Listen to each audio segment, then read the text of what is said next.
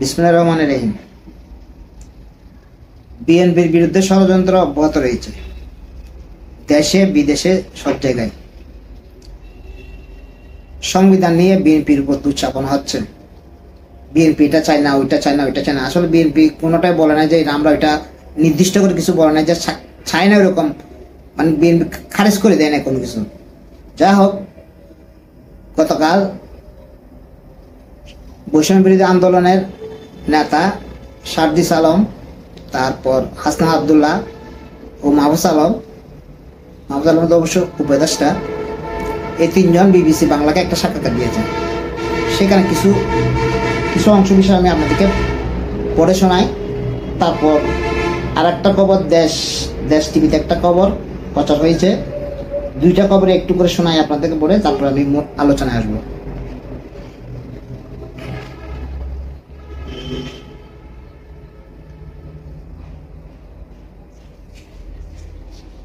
বৈষম্য বিরোধী ছাত্র আন্দোলনের আহ্বায়ক হাসনাত আবদুল্লাহ বিবিসি বাংলাকে বলেন, আমরা চাই প্রক্লেমেশনকে সংবিধানের সঙ্গে অ্যাকোমোডেট করা এবং এই গণ অভ্যুত্থানের একটা স্বীকৃতি থাকবে।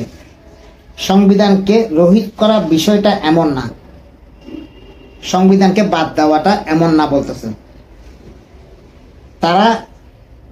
২৪-এর গণ অভ্যুত্থানকে সংবিধানের সাথে অন্তর্ভুক্ত করতে চাচ্ছে। এখানে যেটা বলা হচ্ছে সেটা অত তাই দাঁড়াচ্ছে। আচ্ছা, তারপর সংবিধানের রহিত করার বিষয়টা এটা গেল। আমরা চাচ্ছি যে সংবিধানের দোহাই দিয়ে ফেসিবাদ দীর্ঘদিন ধরে আমাদের শাসন করে গেছে, আমরা চাই যে বিষয়গুলো আমাদের বাক স্বাধীনতা ভোটাধিকারের ক্ষেত্রে বাধা, অর্থাৎ যেগুলো প্রাসঙ্গিক নয় সেগুলো থাকবে না। হাসনাত আবদুল্লাহ। তারপর সার্জিস আলম কি বলে সেটা একটু শুনলেন। ঘোষণাপত্র এবং সংবিধান নিয়ে সার্জিস আলম বলেন, এই যে প্রক্লেমেশনটি হবে এটি সংবিধানের নির্দিষ্ট একটি জায়গায় থাকবে, যেটি আসলে আমাদের ৭১-এর মুক্তিযুদ্ধের ইতিহাসকে সংবিধান ধারণ করে। এই ২৪-এর ইতিহাসকেও একটি অংশ ধারণা থাকবে। তারপর মাহফুজ আলম বলেন যে ১৫ তারিখ যদি না হয়, কয়েকদিনের মধ্যে হবে, তবে পক্ষে বিপক্ষে মত শুনবো, আমরা পক্ষে বিপক্ষে মতামত শুনবো, তারপর যেটা মতামতের ভিত্তিতে ঐক্যমত পৌঁছা যায় সেটা আমরা করব।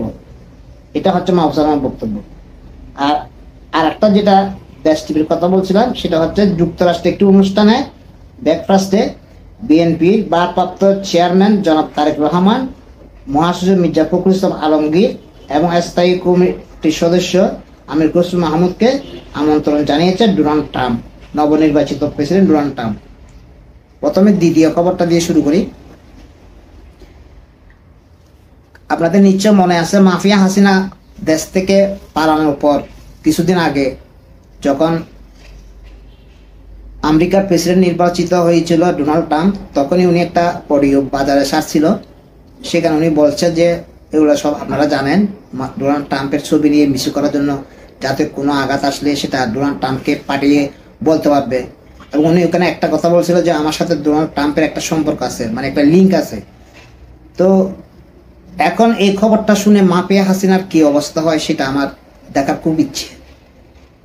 মাফিয়া হাসিনা যে বলছিল তার একটা লিঙ্ক আছে ভালো, সেই লিঙ্কটা এখন কিরকম কাজ করে এটা একটু খুব জানার খুব ইচ্ছা আমার। এখন যে তারেক রহমানকে ডোনাল্ড ট্রাম্প আমন্ত্রণ জানিয়েছে, শেখ হাসিনা কি করবে, তার রিয়াকশন কি হবে, একটু যদি দেখতে পারতাম একটু ভালো লাগতো। আচ্ছা, দ্বিতীয় প্রসঙ্গে আসি। প্রথম প্রসঙ্গে আসি, পিনাকি ভট্টাচার্য একসময় আমি গুরু মনে করতাম। তার বিরুদ্ধে উনি অনেক কিছু জানেন, এটা অস্বীকার করার কোনো উপায় নেই। তবে ইদানিং ওনাকে বিউ ব্যবসা পেয়ে বসেছে। উনি বিউর জন্য এখন যা ইচ্ছে তা করতেছে। একসময় উনি জ্ঞান বাড়তেন, এখন জ্ঞানের চেয়ে উনি বিউর দিকে মনোযোগ বেশি ওনার। এবং সেই সাথে উনি জামাতের পেড এজেন্ট হয়ে গেছে। মানে কিভাবে জামাতকে ক্ষমতায় আনবে বা বিএনপিকে ক্ষমতার বাইরে রাখবে সেই চেষ্টা উনি এখন দিন রাত করতেছে। ওনার যে কোনো ভিডিওতে যে কোনো টপিকে কথা বললে সেখানে একটু করে হলেও বিএনপিকে নিয়ে আসবে। সর্বশেষ উনি বিএনপিকে নিয়ে বলছে বিএনপি রাষ্ট্র পরিচালনা করার মতো ক্ষমতা নাই, তাদের সেই যোগ্যতা নাই। অথচ বিএনপি 3বার রাষ্ট্র পরিচালনার দায়িত্ব ছিল। উনি বলতেছে পিনাকে বলতেছে বিএনপি আগের, যেহেতু আগে যারা রাষ্ট্র পরিচালনা করেছিল বিএনপি নেতারা, তাদের মধ্যে অনেকে বয়স্ক হয়ে গেছে, অনেকে মারা গেছেন, এখন সেটা সময় নাই। যেহেতু একটি অভিজ্ঞ দল, আমাদের দলের প্রধান দেশনেত্রী বেগম খালেদা জিয়া এখনো জীবিত আছেন, সেখানে আমাদেরকে এসব বয় দেখি কোনো লাভ নেই। আর জনগণও জানে আপনার এসব বন্ডামি জনগণ বুঝে। পিনাকি আপনি যে এখন বন্ডামি করেন এগুলা জনগণ সব জায়গায় বুঝে গেছে। আপনি এগুলো একটু যদি চিন্তা করেন গভীরভাবে তাহলে বুঝতে পারবেন, আপনার বন্ডামিগুলা জনগণ বুঝতে পারে। আপনি কিভাবে বলেন যে বিএনপি রাষ্ট্র পরিচালনা করার ক্ষমতা নেই? তারা কার? জামাতের আছে, বৈষম্য বিরোধী ছাত্র আন্দোলনের আছে, এদের আছে রাষ্ট্র পরিচালনা করার ক্ষমতা? তাহলে আপনি আপনি আপনি কি হিসাবে বললেন বিএনপি রাষ্ট্র পরিচালনা করার ক্ষমতা নেই? আপনি তো জামাতের দালালি করতেছেন পরিষ্কারভাবে, এটা তো বোঝা যাচ্ছে আপনি জামাতের দালালি করতেছেন। তারপর আপনি জনগণকে বিভক্ত করার জন্য বলছেন যে বিএনপি জিয়া রহমানের যে শেখ মাফিয়া হাসিনা যে ৫ম সংশোধনী বাতিল করছিল, বিএনপি সেটা ফেরত চায় না। আপনাকে কে বলছে বিএনপি সেটা ফেরত চায় না? বিএনপি বলছে, একবারও বলছে যে আমরা ৫ম সংশোধনী চাই না।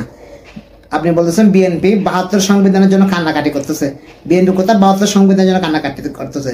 বিএনপি বলতেছে সংবিধান বাতিল করা ঠিক হবে না। খবর এটা শুনতে তো খারাপ লাগে। ৭২ মুক্তিযুদ্ধের পরবর্তী সংবিধান ৭২ যাই বলেন ওটাকে কবর দেওয়া হবে। কেন কবর দেওয়া হবে? এটা তো শুনতে তো খারাপ লাগে। সংশোধন এখন আপনি যাদের পক্ষে হয়ে কথা বলছেন তারা কি বলতেছে? হাসনাত আব্দুল্লাহ, সাজিদ আলম, এরা কি বলতেছে? এখন এরা বলতেছে আমরা সংবিধান বাতিল চাই না, যেখানে যেখানে সমস্যা আছে সেগুলো দূর করতে চায় এবং সেই সাথে ২৪-এর গণ অভ্যুত্থানটা অন্তর্ভুক্ত করতে চায়। বেশ ভালো কথা, এটা তো সুন্দর একটা প্রস্তাব। ছাত্ররা বৈষম্য বিরোধী ছাত্র আন্দোলন যে প্রস্তাবটা দিয়েছে বা ওনারা যে প্রস্তাবটা দিচ্ছে ওটা তো সুন্দর প্রস্তাব। যেগুলা আমাদের মাফিয়া হাসিনা হয়ে ওটার সুযোগ আছে ওগুলো বাদ দিবে, আর ২৪-এর গণ অভ্যুত্থানটা ওখানে অন্তর্ভুক্ত করবে। এগুলো তো ভালো, ওগুলো তো দরকার আছে, কারণ ২৪-এর অভ্যুত্থান তো একটা ইতিহাস। তো তাহলে এটা অন্তর্ভুক্ত করার তো কোনো অযৌক্তিক কিছু ছাত্ররা দাবি করে নাই। তাহলে আমরা তো এর সাথে একমত।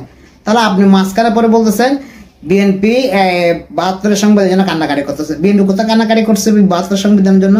বিএনপি কোথায় ৫ম সংবিধান ফেরত আনবে না বলছে? বিএনপিকে ক্ষমতা আসছে, বিএনপি তখন ক্ষমতা আসে নাই। তাহলে ক্ষমতা না আসার আগে ক্ষমতা এখনো আসে নাই, যদি বিএনপি বলা শুরু করে আমরা এটা করবো আমরা এটা করবো, তাহলে সেটা কি মানাবে? সেটা তো মানানসই না। জনগণের ভোট পেয়ে, জনগণের ম্যান্ডেট পেয়ে যখন জনগণ মনে করবে বিএনপি ক্ষমতা যাওয়া উচিত, তখন যদি বিএনপি জনগণের ম্যান্ডেট নিয়ে ক্ষমতা আসতে পারে, তখন বিএনপি কি করে না করে দেখবেন, তখন সমালোচনা করবেন যে বিএনপি জিয়া রহমানকে ধারণ করে না, সেই জন্য ৫ম সংবিধান ফেরত আনতেছে না।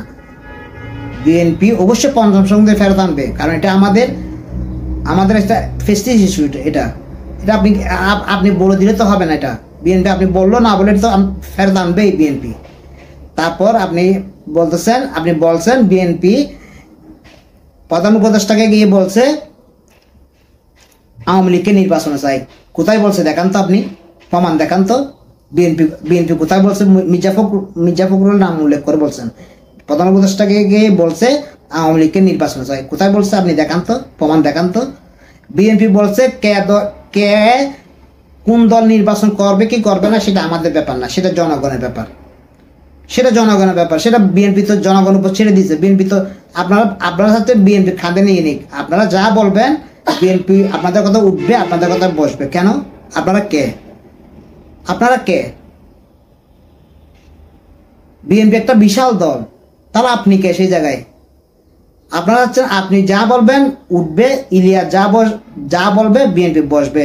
ইলিয়াস আর পিনাকি তারপর মাহমুদুর রহমান, এই ৩জন যা বলবে বিএনপি তা অক্ষর অক্ষরে পালন করবে। কেন? বিএনপি একটা বিশাল দল, জনগণের দল। সেই দলে আপনাদের কোনো ভ্যালু আছে? আপনারা কি সম্মান যতটুকু পাইছেন অতটুকু দলে রাখার চেষ্টা করেন, হয়তো সম্মান হারানোর চেষ্টা করবেন না। বিউ ব্যবসা করতেছেন করেন, অসুবিধা নেই। আরও রাষ্ট্রের অনেক টপিক আছে কথা বলার জন্য, সেই টপিক নিয়ে কথা বলেন। দেশের মানুষকে বিভ্রান্তি করার চেষ্টা করবেন না। বিএনপিকে নিয়ে এত কথা না বলে যেটা করতেছেন সেটাই করেন। দেশের অনেক সমস্যা আছে, ওগুলো নিয়ে কথা বলেন। এতেই আপনাদের মঙ্গল, জনগণের মঙ্গল। সে চেষ্টা করেন। হয়তো বিএনপিকে নিয়ে কাটাকাটি করা বাদ দেন, যেটা সত্য কথা সেটা তুলে ধরেন। আজকে পর্যন্ত সবাই ভালো থাকবেন। আল্লাহ হাফেজ।